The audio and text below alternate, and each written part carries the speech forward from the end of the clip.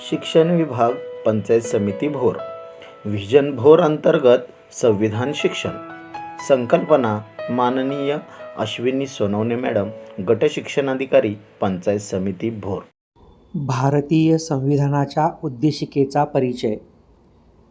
एखाद्या देशाचा राज्यकारभार कसा चालावा या संदर्भातली जी नियमावली तयार केलेली आहे त्यालाच राज्यघटना म्हणतात आणि त्या पूर्ण राज्यघटनेचा सारांश म्हणजेच उद्देशिका. सरनामा असलेली अमेरिकन राज्यघटना ही पहिली राज्यघटना होती. त्यानंतर भारताने सुद्धा सुरुवातीला राज्यघटनेचं एक ओळखपत्र म्हणून सरनामा किंवा उद्देशिका स्वीकारली. पंडित जवाहरलाल नेहरू यांनी बनवलेल्या आणि मांडलेल्या ठरावावर सरनामा आधारित आहे. सरनाम्याचे 4 मुख्य घटक आहेत. राज्यघटनेच्या अधिकाराचा स्रोत हा पहिला घटक. राज्यघटनेला भारतीय जनतेकडून अधिकार मिळाले आहेत असं त्याचा थोडक्यात अर्थ आहे. दुसरा मुख्य घटक आहे उद्देशिकेचा भारताचे राष्ट्रीय स्वरूप. भारत हे सार्वभौम समाजवादी धर्मनिरपेक्ष लोकशाही आणि प्रजासत्ताक राज्यप्रणालीचे असेल असे या सरनाम्यात म्हटले आहे. तिसरा मुख्य घटक आहे राज्यघटनेची उद्दिष्टे. याच्यामध्ये न्याय, समता, समानता आणि बंधुता ही उद्दिष्टे नमूद केली आहेत.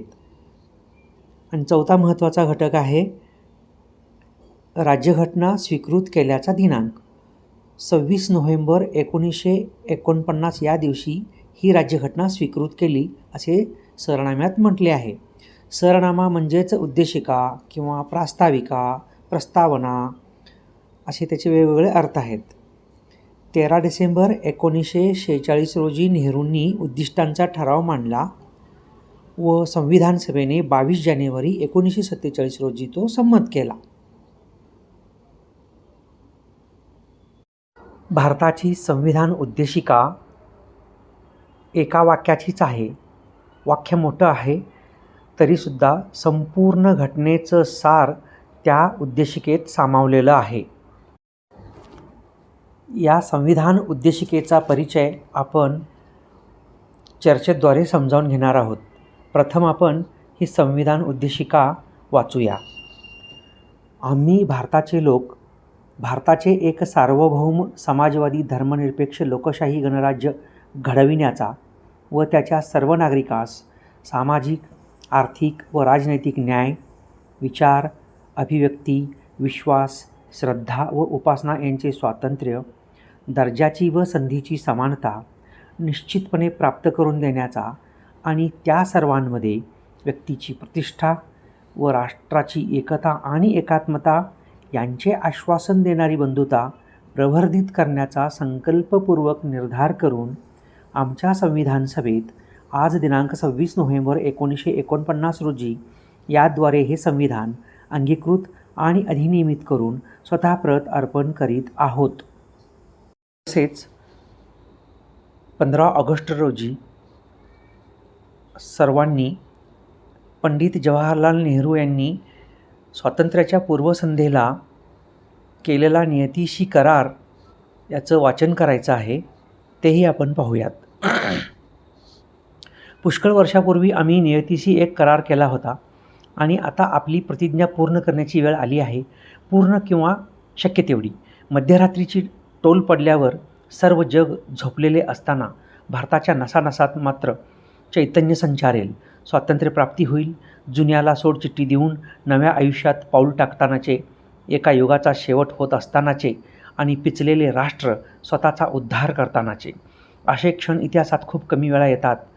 या महत्त्वपूर्ण क्षणी आपण भारतवासीय आणि मानवतेच्या हितासाठी झटण्याची शपथ घेणे योग्य ठरेल. इतिहासाच्या उषक कालात भारताने स्वतःच्या शोधास अनंतात प्रारंभ केला. या काळातील अनेक शतके या देशाचे कर्तृत्व याचे यशापयश यांनी भरलेली आहेत. भलेभुरे दिवस येत जात राहिले पण या देशाने आपले स्वत्व शोधण्याचे ध्येय डोळ्यापुढून हलू दिले नाही. ही शक्ती देणारे आदर्शही तो विसरला नाही.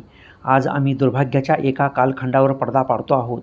भारताला अखेर स्वत्वाची ओळख झाली आहे.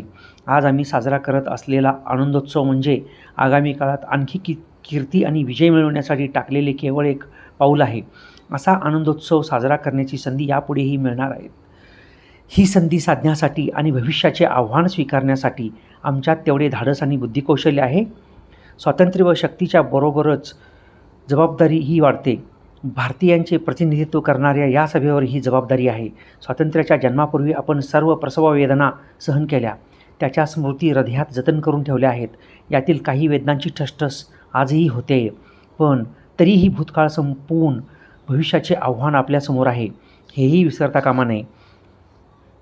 हे भविष्य आरामात घालवण्यासाठी वा विश्रांती घेण्यासाठी नाही. आत्तापर्यंत आपण जे संकल्प केले आणि आजही करत आहोत त्यांना पूर्ण करण्यासाठी निरंतर प्रयत्न करत राहण्यासाठी आहे. भारताची सेवा म्हणजे कोट्यावधी दीनदलितांची सेवा आहे. याचा अर्थ दारिद्र्य, अज्ञान व संधीची विषमता आपल्याला संपवावी लागणार आहे. प्रत्येकाच्या डोळ्यातील अश्रू पुसले पाहिजेत, अशी आमच्या पिढीतील सर्वात मोठ्या व्यक्तीची आकांक्षा आहे. कदाचित हे आपल्या क्षमतेपलीकडील असेल, पण जोपर्यंत अश्रू आहेत, दुःखे आहेत, तोपर्यंत आपले काम पूर्ण होणार नाही. आमची स्वप्ने पूर्ण करण्यासाठीच आम्हाला काम करायचे आहे, परिश्रम घ्यायचे आहेत. ही स्वप्ने केवळ भारताची नसून वैश्विक आहेत. वैश्विक वातावरणात देश व नागरिकांची वीण परस्परांशी इतकी जुळली आहे की तिला अलिप्त करता येणार नाही. शांततेच्या संदर्भात असे म्हटले जाते की तिचे विभाजन करता येत नाही. स्वातंत्र्याचेही आणि समृद्धीचेही तसेच आहे. इतकेच काय, पण संकटांनाही व्यक्त करता येत नाही. ज्या भारतीयांचे आम्ही प्रतिनिधित्व करतो त्यांना आम्ही आवाहन करतो की त्यांनी आमच्या पाठीशी विश्वासाने आणि निश्चयपूर्वक उभे राहावे. कुणावरही फुटकळ आणि विखारी टीकेची ही वेळ नाही. त्याचवेळी दुसऱ्यांवर आरोप करण्याची सुद्धाही वेळ नाही. आपली आगामी पिढी सुखासमाधानाने राहू शकेल अशा बलाढ्य व विशाल भारताची इमारत आपल्याला उभारायची आहे.